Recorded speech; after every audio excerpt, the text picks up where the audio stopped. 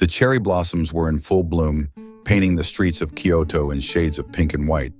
Amidst the serene beauty, a young man named Haruto sat on a bench, his worn-out sneakers a stark contrast to the luxury surrounding him. He wasn't supposed to be here, not in this world of old money and tradition, but he had come for her, for Emiko, the girl who had once looked at him like he was her entire universe, even though they came from two entirely different worlds. Little did he know, this was the night everything would change.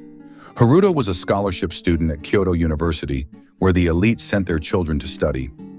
He was the boy who sat in the back of the class, his uniform slightly frayed at the edges, his eyes always focused on his textbooks. Emiko Takahashi, on the other hand, was the princess of the university. Her family's centuries-old samurai lineage, her flawless beauty, and her family's billion-yen empire made her untouchable. Their paths crossed one fateful afternoon during a traditional tea ceremony class. Haruto, struggling to understand the intricacies of the ritual, accidentally spilled tea on his kimono. Emiko, with her gentle smile, offered to help him. She was intrigued by his intelligence, his humility, and the way he looked at her, not as a symbol of wealth, but as a person. Their friendship blossomed into something deeper, though they kept it hidden.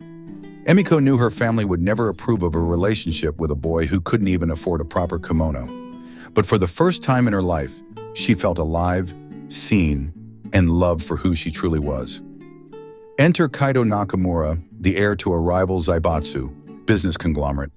Handsome, arrogant, and used to getting what he wanted, Kaito had his eyes set on Emiko from the moment he saw her at a high society gala. To him, she was the perfect trophy wife, beautiful, cultured, and connected to one of the most powerful families in Japan. Kaito began to pursue Emiko relentlessly, showering her with expensive gifts and grand gestures. At first she resisted, but her family pressured her to give him a chance. "He's one of us," her father said. "Think about the future of our family's legacy." Haruto watched helplessly as the distance between him and Emiko grew. He knew he couldn't compete with Kaito's wealth or influence, but he vowed to fight for her, even if it meant risking everything. One stormy night, Haruto overheard a conversation between Kaito and Emiko's father. They were discussing a merger, not just of their businesses, but of their families. Emiko was to be married to Kaito within the year. Heartbroken and furious, Haruto confronted Emiko, begging her to choose him. But she was torn. Her family's expectations, the weight of her responsibilities, and the fear of losing everything she had ever known held her back. Before she could make a decision, Kaito took matters into his own hands. He manipulated events to make it seem like Haruto had betrayed her trust, showing her fabricated evidence of his infidelity. Devastated, Emiko cut ties with Haruto, believing he had broken her heart. Haruto was shattered, but he refused to let his pain define him. He dropped out of university and threw himself into the world of business, using his sharp mind and relentless determination to climb the ladder of success. He started small, selling handmade crafts at local markets, then investing in the stock market, and eventually building his own tech startup. Years passed and Haruto's company, Sakura Innovations, became a global sensation. He was no longer the poor university student. He was a self-made billionaire, respected and admired by everyone. But despite his success, he never forgot Emiko. She was the ghost that haunted his dreams, the one who got away. One day, Haruto received an invitation to a high-profile charity gala hosted by the Takahashi family. Reluctantly, he decided to attend, curious to see how Emiko's life had turned out. The moment he saw her, his heart skipped a beat. She was as beautiful as ever, but there was a sadness in her eyes that hadn't been there before. Kaito stood beside her, his arm possessively around her waist, but it was clear that their marriage was far from happy. As their eyes met across the room, Emiko felt a surge of emotions she had long buried. She realized she had made a terrible mistake by letting Haruto go. But it was too late, or was it? That night, Haruto received a mysterious message. "Meet me at the old tea house, midnight. E." He hesitated but couldn't resist the pull.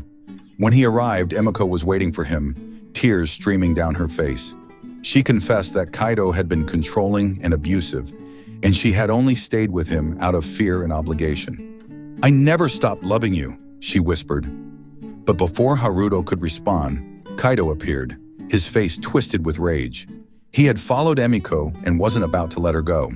A heated confrontation ensued, and in the chaos, Emiko made a choice. She chose Haruto. Kaido, desperate and vengeful, tried to destroy Haruto's reputation by leaking false information about his business practices. But Haruto, with his intelligence and integrity, turned the tables. He exposed Kaido's corruption and illegal activities, leading to his arrest and the collapse of his empire. With Kaido out of the picture, Emiko finally had the freedom to follow her heart. She and Haruto rekindled their love, stronger and more passionate than ever. Together, they built a life filled with love, trust, and mutual respect. Years later, Haruto and Emiko stood hand in hand at the opening of their new charity foundation, dedicated to helping underprivileged students achieve their dreams. As they looked out at the crowd, they knew they had come full circle. Love had brought them together, betrayal had torn them apart, and redemption had given them a second chance. And this time, they weren't letting